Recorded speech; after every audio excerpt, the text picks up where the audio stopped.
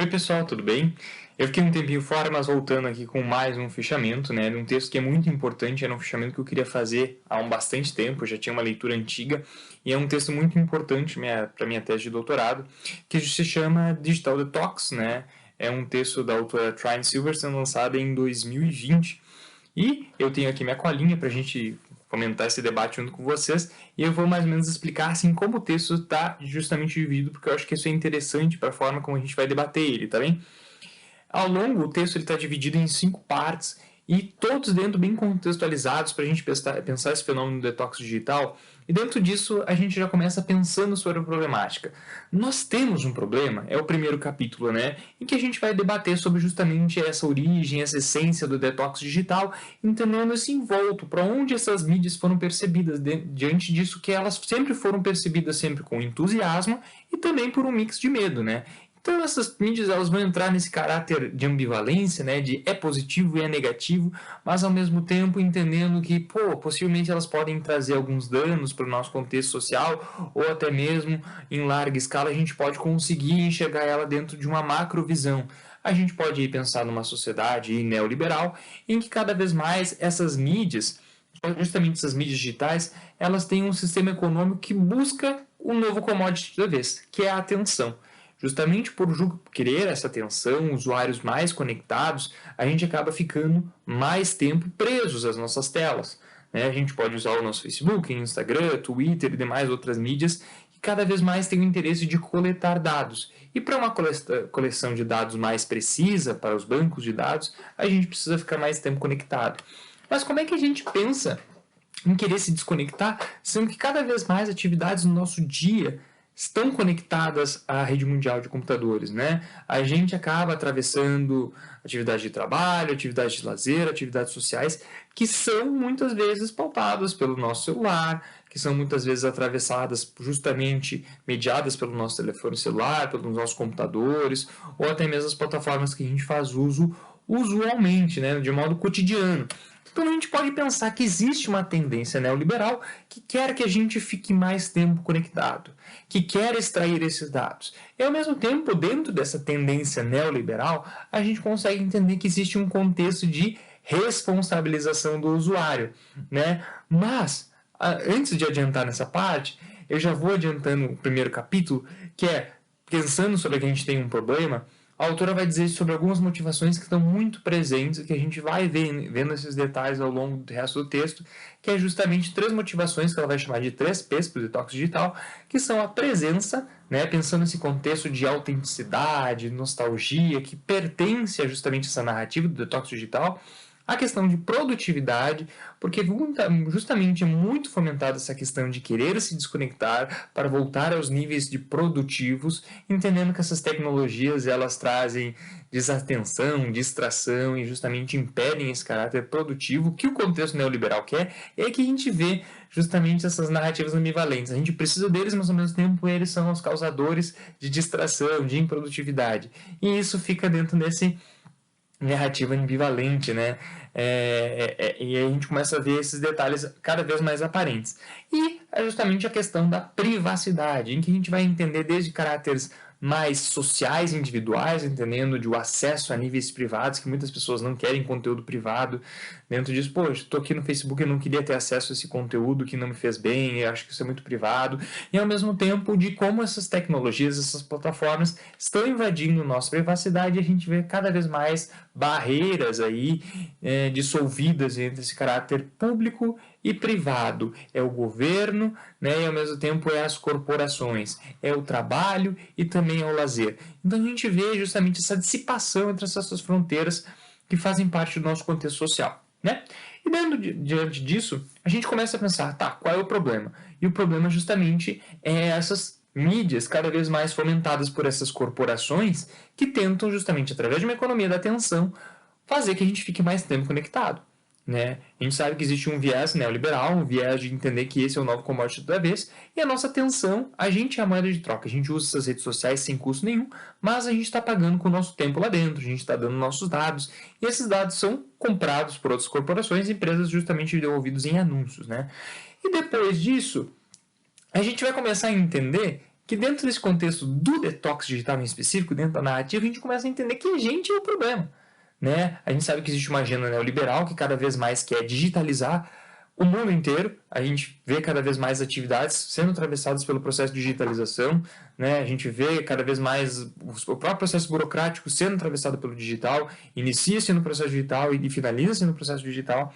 Então, dentro disso, a gente consegue entender que a gente cada vez mais é a pessoa, o real culpado, o real responsável por esses usos.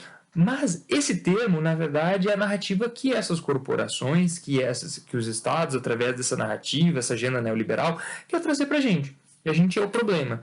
E, a partir disso, a gente já consegue entender que a gente precisa de um nível contextual macro para entender esse viés histórico, do contexto, da cultura, em que cada um desses contextos de uso está inserido. Tá? Justamente porque a gente consegue ver que as camadas elites, as camadas mais ricas, elas sempre tiveram acesso a telas desde cedo. Desde o princípio ali da internet comercial, eles já tiveram acesso à rede mundial de computadores, estavam conectados. E, diante disso, a gente consegue ver alguns países, principalmente do norte global, que estavam atravessados por isso. Em compensação, outros países em desenvolvimento, países mais pobres, eles não tinham acesso. A gente consegue ver isso que ainda, inclusive atualmente no mundo, a internet não é um bem amplamente disseminado.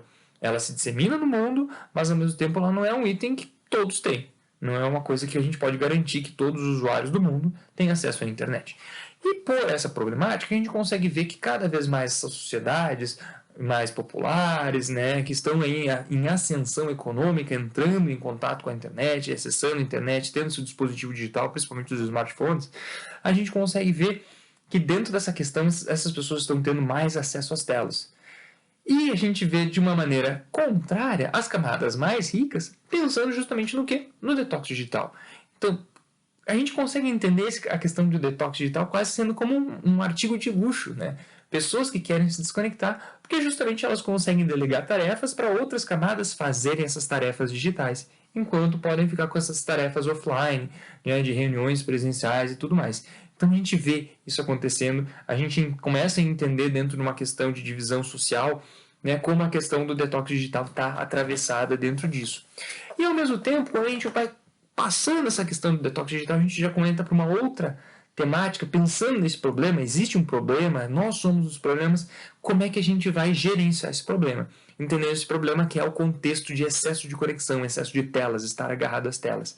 Entendendo que muitas vezes isso parte de um contexto de autoconsciência, de vício, mas esse vício que é autodiagnosticado, né? A gente que se diz, pô, eu tô usando demais o meu telefone celular, eu tô passando muito tempo, eu tô deixando de produzir da maneira que eu queria, eu tô deixando de ficar com a minha família da maneira que eu queria.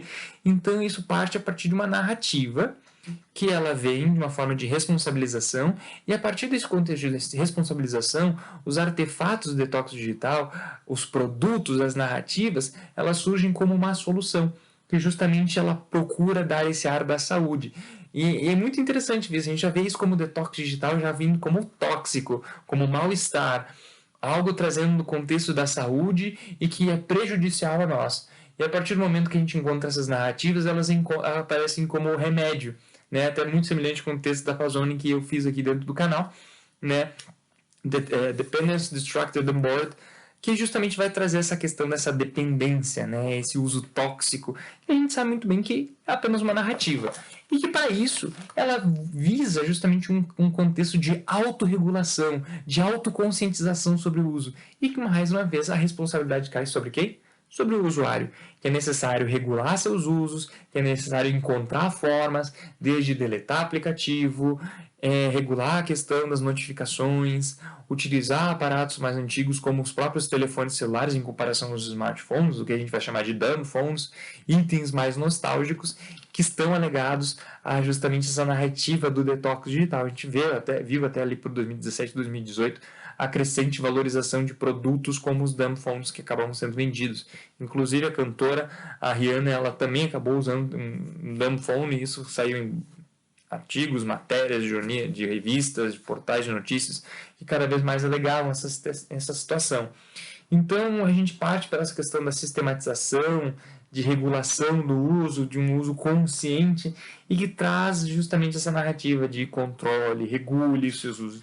E a partir disso a gente cada vez mais essa ambivalência, né, que a gente é responsável, mas ao mesmo tempo a gente precisa desses dispositivos para trabalhar, para socializar, para uma presença digital, mas ao mesmo tempo a gente necessita desenvolver estes usos conscientes, sem que as corporações sejam minimamente responsabilizadas, né? Então a gente entende que existe uma questão de é necessário regular, pensando numa lógica prática, a gente precisa regular essas corporações. A gente precisa regular os gigantes da tecnologia, porque a gente vê que cada vez mais eles passam despercebidos diante desse assunto. A gente vê cada vez mais a questão como países europeus tentando debater essa questão da regulação, mas a gente não trouxe essa narrativa aqui ainda muito forte para os países do sul global, a justamente tentar debater essa questão.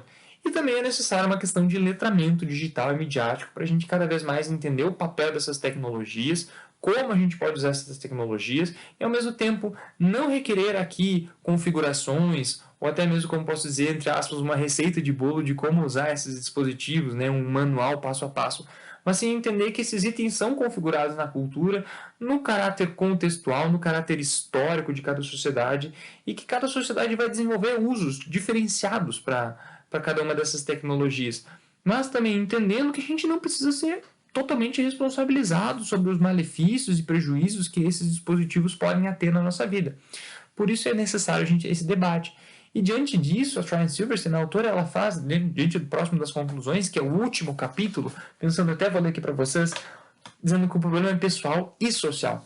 Entendendo que a gente tem muitas narrativas falando sobre essas tecnologias.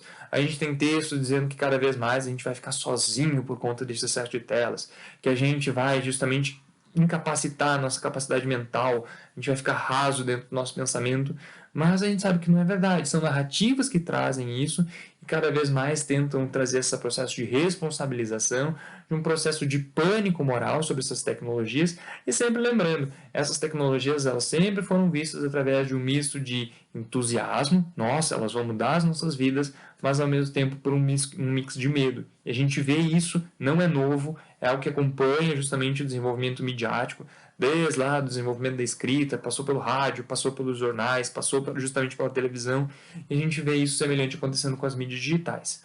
Bom, e dentro disso, a autora vai trazer esse emaranhamento de contextos para a gente entender o detox digital e justamente ver que ele, por mais que seja um fenômeno contemporâneo, ele não deriva somente de algo que surgiu do nosso uso com as mídias digitais, mas através de um desenvolvimento que já é histórico, já vem acompanhando, que já vem trazendo possíveis moralismos sobre esses usos e que também é pautado, fortificado por uma agenda neoliberal que cada vez mais tenta nos responsabilizar, justamente pegar cada vez mais nossos dados e que a gente necessita usar, mas ao mesmo tempo tem que usar com consciência e a gente é responsável por esse uso consciente, né? Então aqui trouxe esse debate, acho que esse é um dos vídeos mais longos, está chegando perto aí de 14 minutos, mas eu achei interessante a gente falar sobre um dos textos que é muito caro, muito necessário para a minha tese de doutorado e que ao mesmo tempo traz um debate tão rico para a nossa sociedade contemporânea atualmente, né? Um tema que muitas vezes passou pela cabeça de vocês, poxa, estou usando meu telefone celular muito mais, nossa, fiquei muito tempo conectado, preciso de uma pausa, de um break. E é justamente isso que o Detox Digital traz, uma pausa, um hiato, um mix de estratégias e atividades para a gente repensar os nossos usos diante das nossas mídias digitais. Bom, esse foi o fechamento de hoje. Agradeço a atenção de vocês e é isso aí. Até o próximo vídeo.